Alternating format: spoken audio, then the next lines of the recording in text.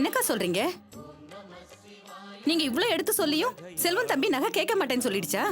ஆமாக்கா, நகையெல்லாம் அடமானம் வச்சு சொத்தெல்லாம் வாங்க வேண்டாம், நம்ம இப்படியே இருந்துடலாங்கிறான் செல்வம். அதுவும் இல்லாம அர்ச்சனாவோட நகையை கேட்கறது கொஞ்சம் கூட நியாயமே இல்லைங்கிறான். அவன் சொல்றதும் எனக்கு நியாயமா தான் படுதுக்கா.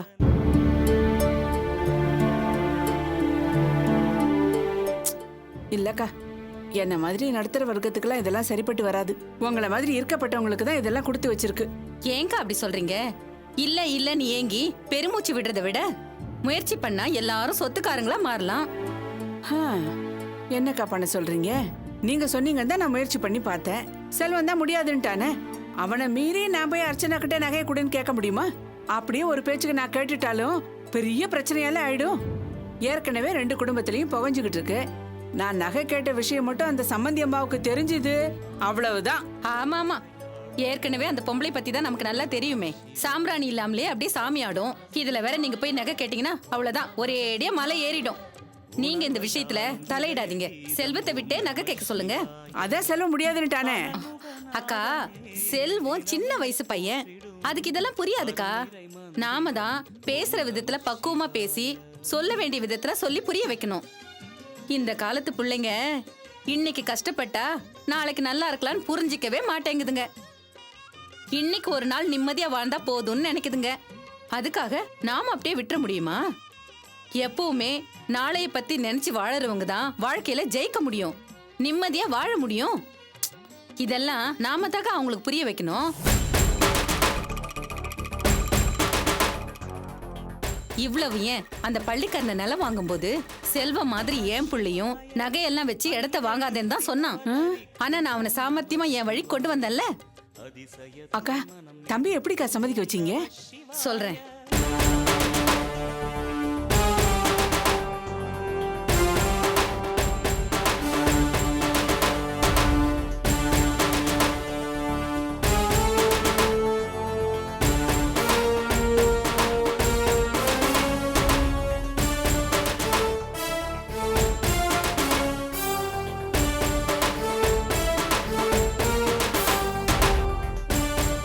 இப்ப புரியுதா? நீங்களும் இந்த மாதிரி பண்ணுங்க, கண்டிப்பா செல்வம் தம்பி உங்க வழிக்கு வந்துரும். இல்லக்கா, நான் இந்த மாதிரி ஏதாவது பண்ணி செல்வம் மொத்தமா என்னை விட்டு விலகி போயிட்டானா? வேண்டாக்கா, எனக்கு பயமா இருக்கு. இதுக்கெல்லாம் பயப்படாதீங்கக்கா. இத பாருங்க, எப்பவுமே ரிஸ்க் எடுத்தாதான் வாழ்க்கையில ஒரு காரியத்தை நம்ம சாதிக்க முடியும். நீங்க தைரியமா ரிஸ்க் எடுங்க, கண்டிப்பா ஜெயிப்பீங்க. ஏதோ நீங்களும் மத்தவங்க மாதிரி நிலம் வாங்கி அந்தஸ்தா வாழணுங்கிற ஆசையில தான்க்கா சொல்றேன். அப்புறம் உங்க இஷ்டம். அக்கா, எனக்கு நேரமாச்சுக்கா, வரட்டுமா?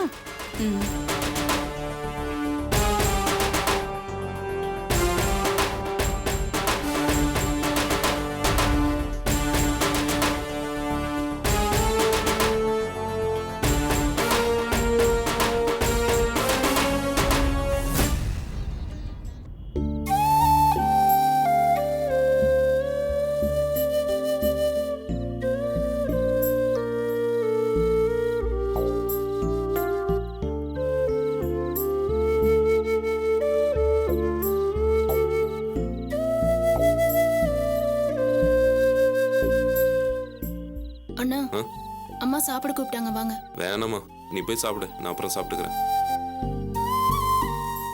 என்னண்ணா, ஏதாவது ப்ராப்ளமா? அதெல்லாம் ஒண்ணும் இல்லம்மா, நீ போய் சாப்பிடு போமா. இல்ல, ஆபீஸ்ல இருந்து வந்ததுல இருந்து பார்த்துட்டு தான் இருக்கேன். ரொம்ப டல்லா இருக்கீங்க, என்னமோ ஃபீல் பண்ணிட்டு இருக்கீங்க, அதான் கேட்டேன். அது வேற ஒண்ணும் இல்லம்மா, எங்க ஆபீஸ்க்கு புதுசா வந்திருக்கிற மேனேஜர் சேல்ஸ் இன்க்ரீஸ் பண்றதுக்காக எல்லார்கிட்டயும் ஐடியா கேட்டிருக்காரு. உங்க ஆபீஸ்ல மார்க்கெட்டிங்னு தனி டீம் இருக்குமே? இருக்குமா, அவங்ககிட்ட தான் இந்த வேலையை ஒப்படைச்சிருக்காரு. அவங்களும் ட்ரை பண்ணிட்டு தான் இருக்கிறாங்க. வேற ஏதாவது புதுசா ஐடியா சொல்ல மாட்டாங்களான்னு நினைக்கிறாரு. ஓஹோ. நான் ஏதாவது புதுசா ஐடியா சொல்லி அவரை இம்ப்ரெஸ் பண்ணலான்னு பாக்குறேன். ஒன்னும் தோண மாட்டேங்குது காவியா. இப்போ என்ன, உங்க புது மேனேஜரை இம்ப்ரெஸ் பண்ணணும், அவ்வளவுதானே? ஆமாமா. உங்க ப்ராடக்ட் என்ன ப்ராடக்ட்னா? Child healthful ப்ராடக்ட்மா. அப்புறம் என்ன, ஒன்னு வாங்கினா ஒன்னு ஃப்ரீன்னு சொல்லிடுங்க. அதை தான் எல்லாருமே செய்றாங்களேம்மா. வேற ஏதாவது புதுசா இருந்தா நல்லா இருக்கும். குழந்தைங்களுக்கு பிடிச்ச பர்சனாலிட்டிஸோ இல்ல ஸ்போர்ட்ஸ் மேனியோ வச்சு ஆட் பண்ணுங்க. அதெல்லாம் எடுபடாதம்மா. ஏன்னா எங்கள் ப்ராடக்ட்டு 3 மாதம் குழந்தையிலேருந்து 3.5 வயசு குழந்தைக்கான ஹெல்த் ஃபுட்டு. இந்த ஆடு குழந்தைங்களுக்கு நேரடியாக போய் சேராது இல்லையா? அதனால் சேல்ஸ்லேயும் எந்த முன்னேற்றமும் இருக்காது காவியா. ம்ஹும். நீங்க சொல்றதும் கரெக்ட் தான்.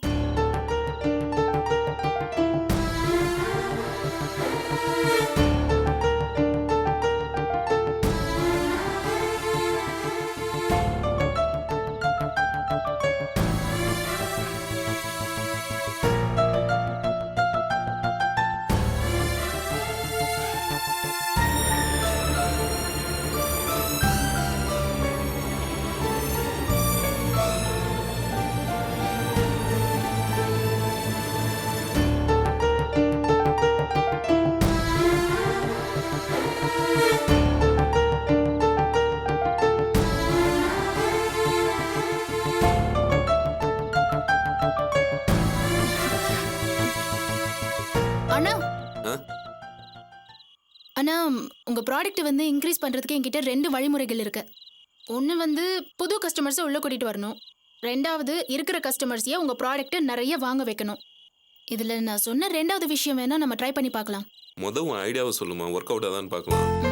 உங்க சைல்ட் ப்ராடக்ட்ல ஸ்பூன் வச்சு தானே கொடுக்குறீங்க? எல்லா சைல்ட் ப்ராடக்ட்லையும் ஸ்பூன் வச்சு தான் கொடுப்பாங்க காவியா.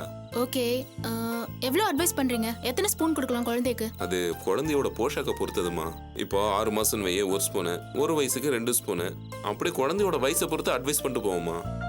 அந்த ப்ராடக்ட் குழந்தைக்கு ஜாஸ்தியா ஓட்டினா குழந்தைக்கு எந்த பாதிப்பும் இல்லையே? சேச்சா, கண்டிப்பா அந்த மாதிரிலாம் ஆகுதுமா. ஏன்னா இது ஹெல்த் ஃபுட் தானே. அப்புறம் என்னன்னா, எப்பவும் கொடுக்குற ஸ்பூன் சைஸையே இன்னும் கொஞ்சம் பெருசாக்கி கொடுத்துருங்க. குழந்தைகளும் நல்லா சாப்பிடுவாங்க, நல்லா ஹெல்த்தியா இருப்பாங்க. டின்னும் சீக்கிரம் காலி ஆயிடும். 20 நாளைக்கு வர டின்னு 15 நாள்ல காலி ஆயிடும். கஸ்டமர்ஸ் ஆட்டோமேட்டிக்கா நிறைய வாங்க ஆரம்பிச்சிடுவாங்க. உங்க மந்த்லி சேல்ஸும் இன்க்ரீஸ் ஆயிடும். இந்த ஐடியா நல்லா இருக்கேம்மா. கரெக்டாக திங்க் பண்ணியிருக்க. பா, நாளைக்கே இந்த ஐடியாவை போய் எங்கள் மேனேஜர்கிட்ட சொல்லிடுறேன். ரொம்ப தேங்க்ஸ் காவியா. இப்போ உங்க ப்ராப்ளம் சால்வ் ஆயிடுச்சுல, வாங்க போய் சாப்பிடலாம். பா, டென்ஷன்லேருந்து ரிலீஃப் ஆயிட்டேன். வழக்கத்தை விட அதிகமாகவே சாப்பிடலாம். வா போலாம். வாங்க.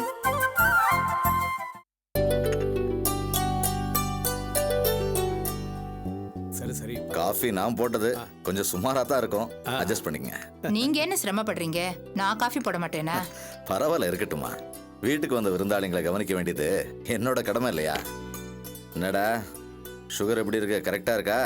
நான் கம்மியா தான் போட்டிருக்கேன். டேய், காஃபி ரொம்ப பிரமாதமா இருக்குடா. இந்த மாதிரி ஒரு நல்ல காஃபியை சாப்பிட்டு எத்தனை வருஷம் ஆச்சு தெரியுமா?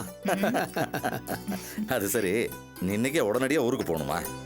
டேய், செடியனுக்கு அடிபட்டுருச்சுன்னு கேட்ட உடனே எல்லா வேலையும் அப்படி அப்படியே போட்டுக்கிட்டு சென்னைக்கு வந்துட்டேன். வந்து 1 வாரமாச்சு. நிறைய கால்ஸ் வந்துகிட்டு இருக்கு. போய் வேலையை கவனிக்க வேண்டாமா? அதுவும் சரிதான். நீ பெரிய பிஸ்னஸ் மேன். எல்லா வேலையும் அப்படியே விட்டுட்டு இங்க தங்கவும் முடியாது. டேய், ரொம்ப நாள் கழிச்சு உன்னை பார்த்ததுல பிரிஞ்சு போறதுக்கு மனசே வரலடா. ஊருக்கு போய் நான் அடிக்கடி ஃபோன் பண்றேன். சரிடா. அப்புறம் செடியன் இங்க தான் இருக்கான். நீ தான் அவனை பார்த்துக்கணும். இது என்னடா பேச்சு? இதெல்லாம் எனக்கு சொல்லணுமா? நான் பார்த்துக்கிறேன்டா. Excuse me sir. ஓ, நீங்களா? வாங்க வாங்க, உட்காருங்க. Hello sir. ஹலோ. இவரு நம்ம நந்தினி வேலை பார்க்குறேன். நல்லா தெரியுமே. உன்னை அடிக்கிறதுக்காக இவர்கிட்ட தானே அட்ரஸே கேட்டு வாங்கினேன். சார், காஃபி சாப்பிட்றீங்களா? இல்ல வேணாம் சார், இப்பதான் சாப்பிட்டு வரேன். சரி, பரவாயில்ல. நீங்க வந்த விஷயம்? நந்தினிக்கு உடம்பு எப்படி இருக்குன்னு விசாரிச்சுட்டு அப்படியே இன்ஸ்டியூட்டுக்கு எப்போ வர்றாங்கன்னு கேட்டு போலான்னு வந்தேன். இப்பதானே ஹாஸ்பிட்டல்ல இருந்து வந்திருக்கா. இன்னும் கொஞ்ச நாள் நல்லா ரெஸ்ட் எடுத்துட்டு அப்புறம் தான் வருவா. இன்ஸ்டியூட்ல இருக்கிற டியூட்டர்லயே நந்தினி தான் சார் ரொம்ப நல்ல டியூட்டர். அவங்க கோச்சிங்காகவே நிறைய ஸ்டூடெண்ட்ஸ் வர்றாங்க. அதான் அவங்கள சீக்கிரமா வர சொல்லி கேட்டு போலான்னு வந்தேன்.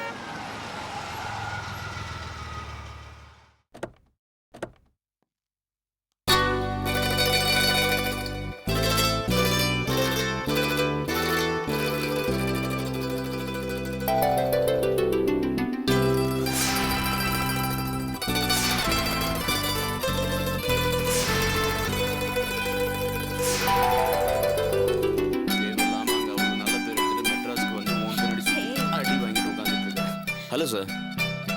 வாங்க ஆண்டி. வாங்க அங்கிள். எப்ப சார் வந்தீங்க? இப்பதாமா வந்தேன். உனக்கு எப்படிமா இருக்கு உடம்பு? ஆ, நல்லா இருக்கேன். செடியன், எப்படி இருக்கீங்க? நல்லா இருக்கேன் சார். உங்க 2 பேரையும் இப்படி பார்த்தா ரொம்ப ஆச்சரியமா இருக்கு. நேத்து வரைக்கும் எலியும் பூனையுமா முட்டி மோதி சண்டை போட்டுட்டு இருந்தீங்க. இன்னைக்கு என்னடானா ஃப்ரெண்ட்ஸ் ஆயிட்டீங்க போல இருக்கு. ஆமா சார். Very good. அப்போ அடுத்தது எல்லார் கதையும் மாதிரி தான் உங்க கதையும். என்ன சொல்றீங்க? ஆமாம்மா, நேத்து வரை 2 பேரும் முட்டி மோதி சண்டை போட்டுட்டு இருந்தீங்க. இன்னைக்கு ஃப்ரெண்ட்ஸ் ஆயிட்டீங்க. நாளைக்கு லவ் பண்ணுவீங்க. அடுத்தது என்ன, மேரேஜ் தானே?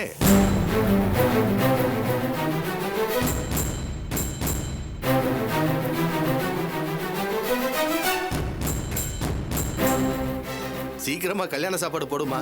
சார் கொஞ்சம் நிறுத்துறீங்களா? ஒரு ஆணும் பெண்ணும் நல்லா பேசி பழகுனா உடனே அது லவ் ஆயிடுமா? ஏன் அது ஒரு நல்ல ஃப்ரெண்ட்ஷிப்பா இருக்க கூடாதா? நீங்களே இந்த மாதிரி தப்பா யோசிப்பீங்கன்னு நான் கொஞ்சம் கூட எதிர்பார்க்கல. இங்க பாருங்க, நாங்க 2 பேரும் நல்ல ஃப்ரெண்ட்ஸா தான் பழகிட்டு இருக்கோம். அதே மாதிரி தான் இனிமேல பழகுவோம். நீங்களே ஏதாவது இமேஜின் பண்ணிக்கிட்டு கண்டபடி பேசாதீங்க.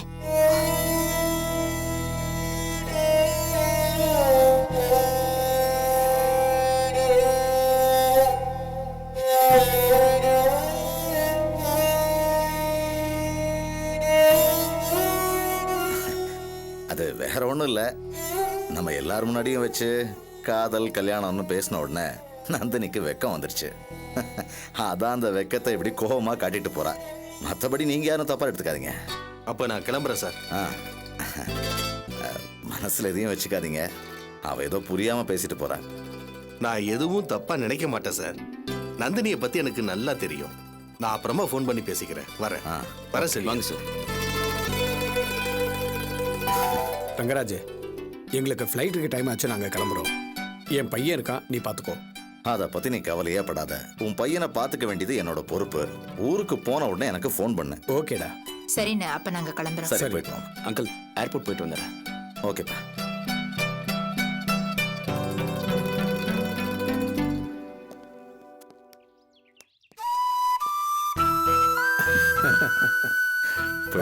வரேண்ணே. வாமா.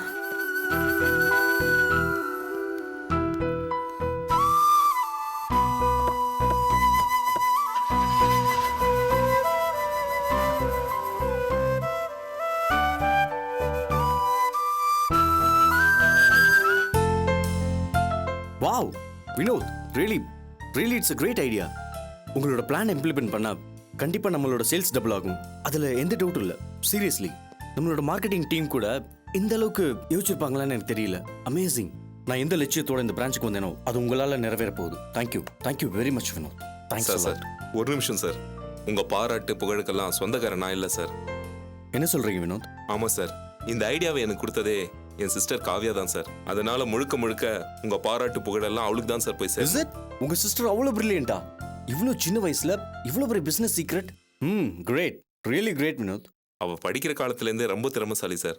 Presence of mind, lateral thinking அவளுக்கு ரொம்ப அதிகம் சார். நீங்க அவங்கள பத்தி சொல்ல எனக்கு அவங்கள பார்க்கணும் போலவே இருக்கு வினோத். இதுக்காகவே கூடிய சீக்கிரம் நான் உங்க வீட்டுக்கு வரேன். கண்டிப்பா வாங்க சார். அன்னைக்கு அம்மா கூட நீங்க வாசல் வரையும் வந்துட்டு வீட்டுக்கு வராம போயிட்டீங்கன்னு வர சொல்லிட்டு இருக்காங்க. கண்டிப்பா வரேன் வினோத். அப்புறம் உங்க சிஸ்டருக்கு என்னோட ஸ்பெஷல் தேங்க்ஸ் சொல்லிருங்க. கண்டிப்பா சொல்றேன் சார். அப்புறம் இந்த ஐடியாவை நான் இமீடியட்டா ஹெட் ஆஃபீஸ் ஃபார்வர்ட் பண்றேன். அவங்க கண்டிப்பா ஓகே பண்ணிடுவாங்க. Okay sir. அப்புறம் மறந்துடாதீங்க, உங்க சிஸ்டருக்கு என்னோட தேங்க்ஸ் சொல்லிருங்க. கண்டிப்பா சொல்றேன் sir. Okay okay, thank you sir.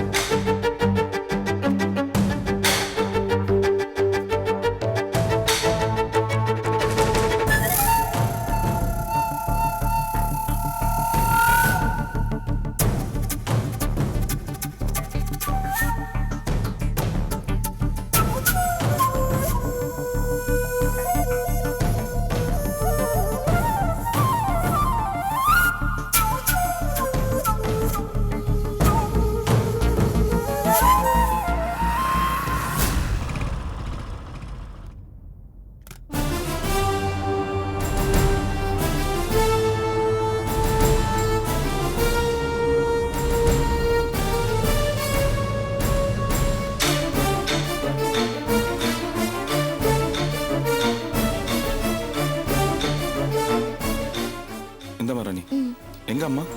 இவ்வளவு நேரம் இங்க தான் இருந்தாங்க. கிச்சன்ல இருப்பாங்கண்ணா.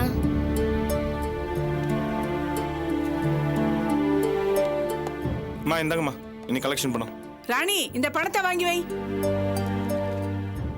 அம்மா இன்னைக்கு கலெக்ஷன் கொஞ்சம் காசு ராணி கம்மியாக தான். சொல்றேன்ல, காதல விழலையா, இந்த பணத்தை வாங்கி வை. வரேம்மா.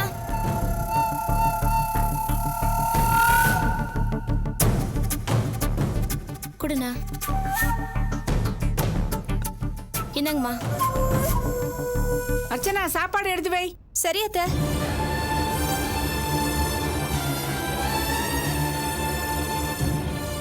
ராணி என்னண்ணா? என்னாச்சு, ஏன் இப்படி கோவமா பேசிட்டு இருக்காங்க? என்னன்னே தெரியலண்ணா. எது கேட்டாலும் இப்படிதான் கோவமா பதில் சொல்றாங்க. இப்போ நீங்க எதுவும் கேட்க வேண்டாம், காலையில பாத்துக்கலாம். வாங்க சாப்பிடலாம்.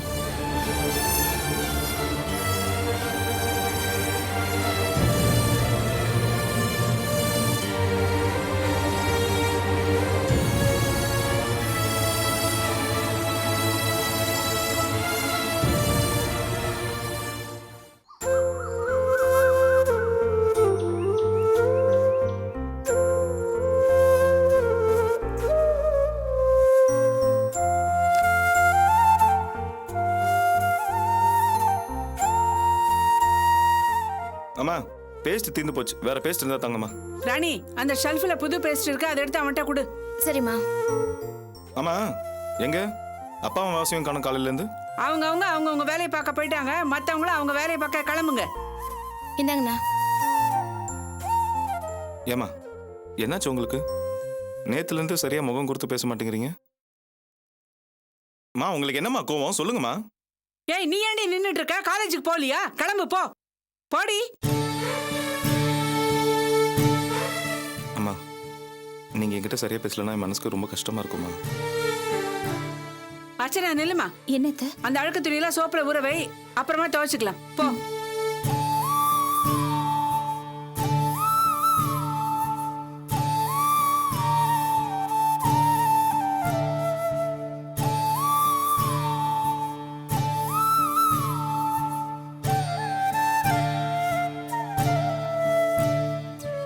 ராணி என்னண்ணா? நேத்து நான் வீட்ல இல்லாதப்போ ஏதாவது நடந்ததா? இல்லையே. அப்புறம் அம்மா ஏன் இவ்வளவு கோவமா இருக்காங்க? அவங்க அப்பா கூட சண்டை போட்டிருப்பாங்களோ என்னவோ. நீங்க இதை பெரிய விஷயமா எடுத்துக்காதீங்கண்ணா. நீங்க போய் குளிச்சுட்டு ரெடி ஆகுங்க.